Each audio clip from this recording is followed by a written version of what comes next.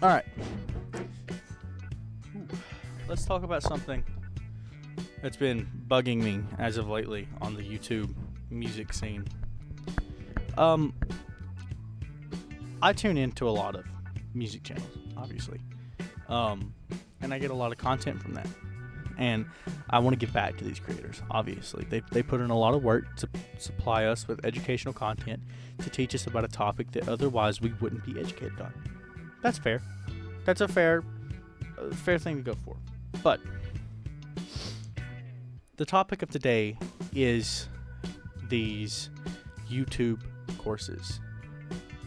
Seems like every time I hop on YouTube and I watch one of these videos, they're advertising some new big course that they are putting into concept. With the most recently, I hopped on a video and they were advertising a $99 course about how to mix chords in with your music production. And as someone who does that, I just don't feel like it's necessary. You can get the same content for free that these people are putting out for $99. And that just feels a little scummy, I guess. They obviously put out free content, and if some people feel like supporting the creator and buying this content, I understand. Correct? That's fine. However, there is other creators that I follow who put out actual material, actual software to help you with your production time, with your playing even. The biggest example of this, and I will name drop him, he's a great, it's SMG Productions, Spectrum Music Group. He's out of Windsor, Ontario. Great guy. Really recommend you go watch him. He's an older dude in the metal scene. Really big inspiration. And he puts out actual, tangible, usable software to help you with your productions. And that is incredible. Because not only are you helping the music community by teaching and reviewing and going over topics, you're putting out a software that can help them create music in and of itself. That's really respectable. Now, it seems kind of strange for let's give you a hypothetical. I'm sitting here, right? Me, someone who has played music basically his whole high school and out of high school life. I'm going to sit here and tell you, hey guys, I'm going to start making content teaching you how I go about making my music, right? But then I turn around and I say it's free, but if you want to see my toes, I'll give it to you for $100, and I'll give you the same content you're already getting for free.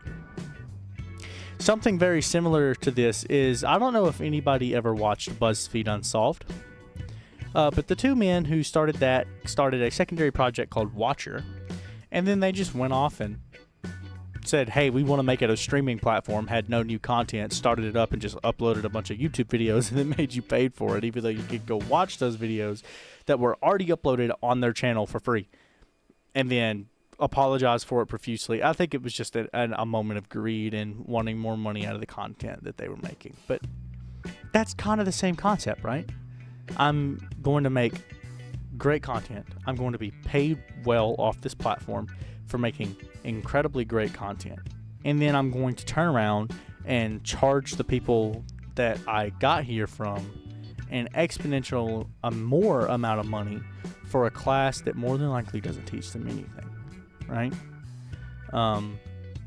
Which is even stranger because a lot of these people went to university or college. You hear them talk about it consistently. How, they went to college, they know what they're talking about, that kind of thing. It kind of seems not only impossible, but kind of imaginary to assume you can put that much information from a professional level into a 3-4 hour long course that you're charging upwards of $100 for. That seems ridiculous. And I've seen some of these packages like, oh, hey, buy my entire complete library that'll teach you how to like sew a knit cap. It's $450, but guess what, guys? The sky's a certain color today. It's on sale for $112. And then you hear them talk about it in another video, and it's about, oh, I've only sold 75 copies. Well, no shit. Who's buying this? You put the content out for free, and then you do gigs. And I get that's not profitable. Gigs are not profitable. I understand. And YouTube is very profitable. I know several small creators who are under the 100,000 subscriber mark who are able to do this for a living. That's insane. Correct? Now, I get it, right? I get it. People come on here and they do what they can to survive. And if it means you get more profit and someone is 100% willing to support you and your business by supplying you with funds for a service such as an educational service, all power to you, right? That's fine. Now, my problem with that is I feel we should just focus on sharing music and how to do it as an obligation more than a profit system. Now, I understand this is America and it's all about the money, baby, but I guess it's just phantasmal thinking for me to say that if you have the means to help somebody, you should do it. Because I like this guitar. This guitar is dirt cheap. It's like $190, $200 when I bought it.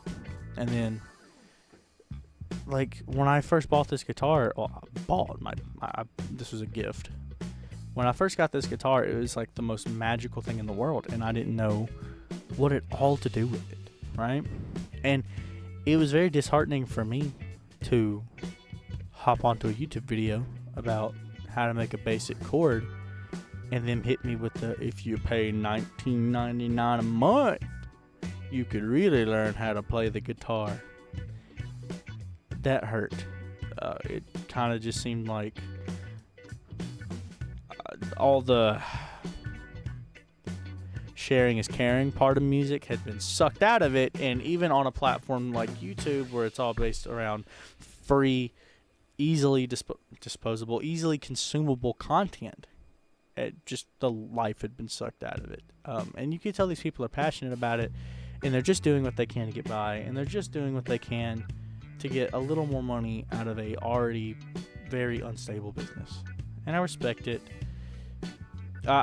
This video is kind of been all over the place, but I'll sit here and I'll say, if you have the ability and you make the profit already to still continue to make high quality content to educate and support the musical community around you, there's no reason for you to put a price tag on it for somebody to be better than they can by just simply looking up a chord sheet, because that's all you're doing.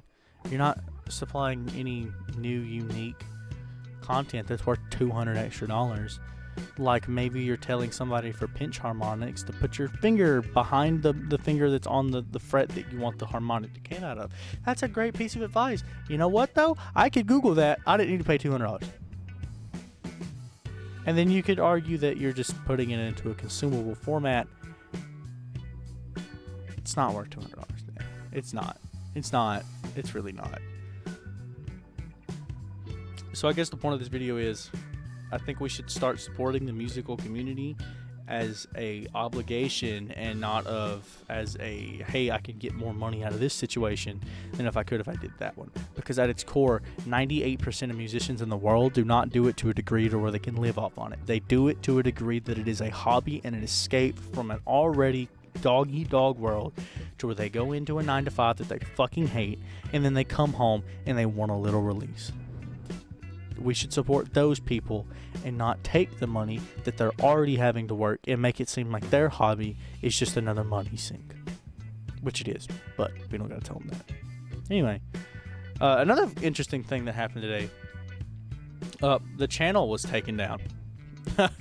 I uploaded one video and I got on today to do this little recording here, and it's like, hey buddy, your channel got taken down for violating community guidelines. Like, dude, it's been up for like an hour, I mean like a day, and you just immediately took it down again. And I repealed it. Repealed? I think it's repeal. And they just said, yeah, sure, fuck it, you can have it back. And now I have this. It's back. I don't know, man. I've made, it's probably because the email was really, really new, and I had to make it new, because if I was gonna use one of my previous emails, that just wouldn't make sense, and there's already private stuff involved in there. It just made the most sense to use that as a time to make a new quote unquote businessy email. So yeah, that was the fun story of the day. I don't really have much else to talk about. I just wanted to complain about me not being able to watch a YouTube video without having a YouTube cram course shoved down my throat. Anyway, see ya. Take it easy.